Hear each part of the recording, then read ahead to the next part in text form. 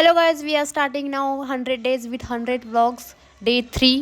सकाळ नाही झाली की याच्या बाजूला याला गंगूबाई लागतीच म्हणजे लागतीच. इथं हा चाललाय आता पाणी आणायला. यांच्या रूमचं पाणी संपलेलं आहे.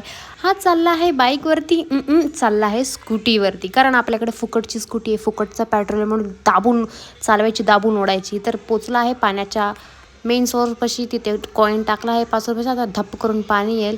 मस्तपैकी सकाळ सकाळी नाश्ता आपल्या फ्राईड एग, जे की मावशी आपल्याला हरवळेचं टेस्ट करून बघत आहे कसं लागलं. त्याला छानच वाटणार. काही पण द्या तुम्ही, कुत्रा कापून दिले तरी खाईल तो अख्खाच्या अख्खा. तर इथे क्लायमेट तुम्ही बघू शकता, काय खतरनाक क्लायमेट आहे, एवढी खतरनाक. तर गाईज इथं आमची गंगूबाई सकाळपासून हरवलेली होती. ती ॲक्च्युली बाल्कनीमधून खेळता खेळता कशी काय पडली तिलाच माहिती आहे. सगळं तोंड बिंड फोडून आले, हात पाय सुजून आले, खतरनाक. मग तेवढं तिला लागलंय. उद्या तिला लगेच हॉस्पिटलमध्ये घेऊन जायला घेतले.